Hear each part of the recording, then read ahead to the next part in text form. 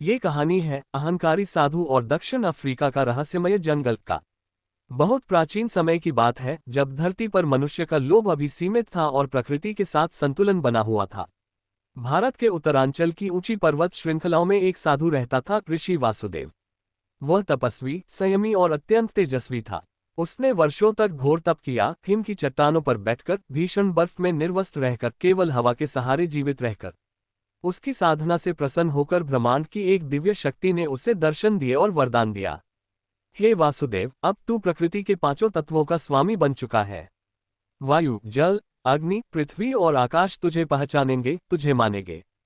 पर याद रख, ये शक्ति तेरे भीतर तभी तक सुरक्षित रहेगी जब तक अहंकार तुझसे दूर रहेगा।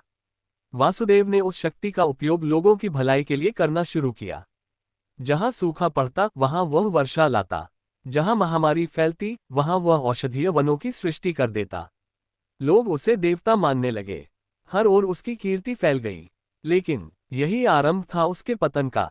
जहां पूजा होती है वहां धीरे धीरे अभिमान जन्म लेता है। वासुदेव अब खुद को ईश्वर समझने लगा। वह लोगों को आदेश देने लगा, उन्हें दंड देने लगा यदि वे उसकी पूजा न करें। उसे लगने लगा कि देवता भी अब उसके आगे कुछ नहीं। एक दिन उसने खुलेआम कहा, अब मैं ही इस सृष्टि का विधाता हूं। जो मुझे न माने वह जीवित रहने का अधिकारी नहीं। देवताओं ने ये सुना, परंतु उन्होंने सीधे उसका विनाश नहीं किया। उन्होंने उसकी शक्तियों को धीरे धीरे हटाना शुरू किया, जैसे माँ किसी बच्चे के हाथ से तलवार ले लेती है।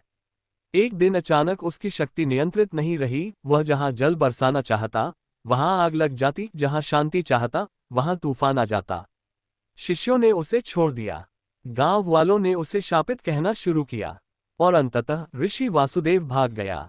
दुनिया से दूर, पहाड़ों से पार, समुद्रों के पार, वह पहुंचा दक्षिण अफ्रीका के गहरे, काले और अनजाने जंगलों में, जहां मनुष्य की सभ्यता की पहुंच नहीं थी, पर रहस्य और आदिम शक्तियों का वास था। वहां की धरती ऊर्जा से भरपूर थी।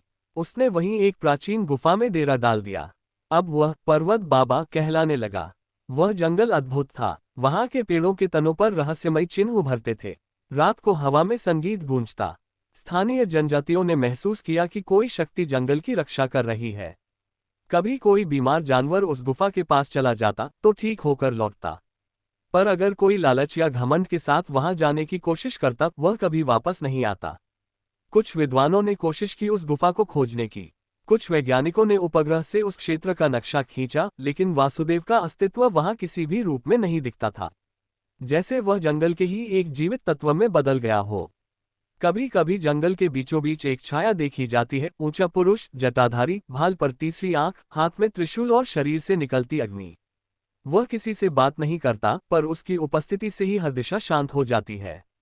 एक जनजाति की दादी माँ बताती है, वो कोई साधारण इंसान नहीं, वो एक चेतावनी है उन सब के लिए जो शक्ति पाकर ईश्वर बनने का सपना देखने लगते हैं। जंगल उसका कारावास नहीं, उसका तप है। वह अब भी प्रायश्चित कर रहा है।